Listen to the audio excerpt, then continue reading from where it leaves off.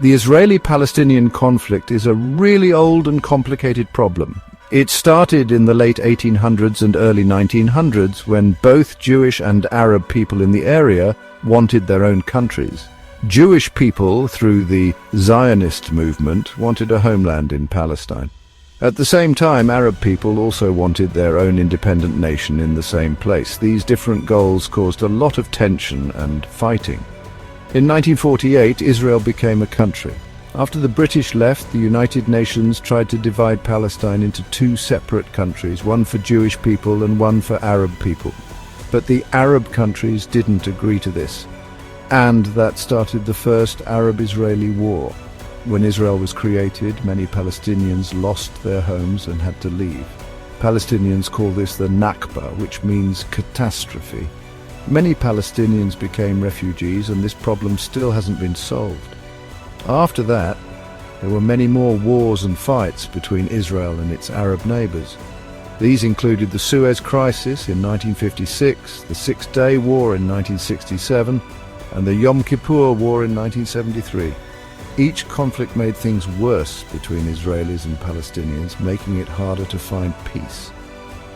Even though people have tried to talk and make peace treaties, the fighting continues because of disagreements about land, safety, and recognizing each other's countries. In the 1990s, the Oslo Accords gave people hope for a two-state solution, two countries living side by side in peace. But because there wasn't much progress and Israel kept building settlements in the West Bank, peace has been hard to achieve. The long history of this conflict makes it very difficult to find a solution that makes everyone happy.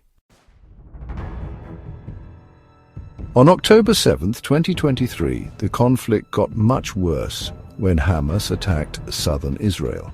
About 1,200 Israelis died and around 250 were taken hostage. This was one of the deadliest days in the conflict's history. Israel then attacked Gaza by air and land to try to stop Hamas's military. Israel's attack was fast and strong, and the fighting went on for a long time. This created a terrible situation for the people living in Gaza. By January 2025, more than 45,000 Palestinians had died and almost 2 million had lost their homes. The attacks destroyed Gaza, leaving people without homes, food or medical care. Buildings, schools and hospitals were destroyed, making the situation even worse. About 60% of buildings, 70% of fruit trees and 68% of roads in Gaza were damaged or destroyed. Gaza City and northern Gaza were hit especially hard, with 71% and 67% of buildings damaged. Because schools were destroyed, many children couldn't go to school anymore. Hospitals were also badly affected. Only 17 out of 36 hospitals were still partly working and the rest were closed. Many doctors and nurses were killed or had to leave. Because hospitals were destroyed, people couldn't get the medical care they needed. Too many people were crowded together in unsanitary places with little help, creating a serious health crisis and making things even worse for the people of Gaza. The fighting has been terrible for Gaza's economy. Because Israel wouldn't let many things in or out of Gaza, and because of the damage from the attacks, Gaza's economy is in very bad shape. In 2023, Gaza's economy shrunk by 22.6%, and most of that happened in just the last 3 months of the year. Many people lost their jobs and many more became poor. From October 2023 to January 2024, the damage to Gaza cost about $18.5 billion. This made it very hard for Gaza to recover and also meant people lost a lot of money. Between 2007 and 2023, it's estimated that closures, restrictions and military operations caused a loss of $35.8 billion. Because Israel wouldn't let many things into Gaza, it was hard for people to get the things they needed. Countries around the world reacted in different ways, but many were upset about what happened to the people in Gaza.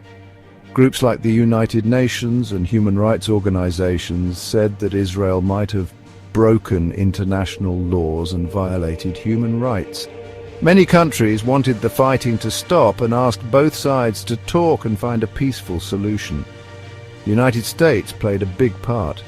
President Biden agreed to sell $8 billion worth of weapons to Israel in January 2025. This made many people angry, especially Arab Americans, and there were protests in cities like Detroit and Ann Arbor. People wanted the US to do something to stop the fighting and stop giving aid to Israel. The US's involvement in the conflict has affected how people in the US and around the world view the situation. The Israeli-Palestinian conflict has created many serious long-term problems. The fighting and blockades have made it very hard to find peace.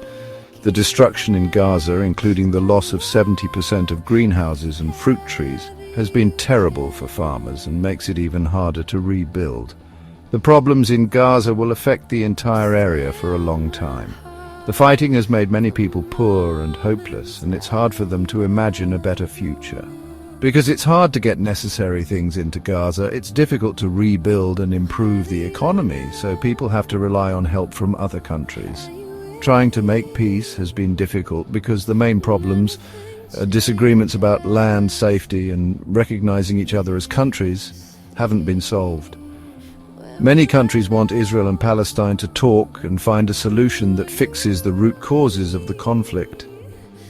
But finding peace is still very hard because of the complicated relationships between countries in the area and political issues. The recent fighting shows how important it is to try to solve the Israeli-Palestinian conflict. To understand the situation and help find peace, it's important to learn about the history, the politics, and the humanitarian crisis. The future is uncertain, and what happens next depends on what happens in the region, what other countries do, and whether Israelis and Palestinians can find a way to live together peacefully.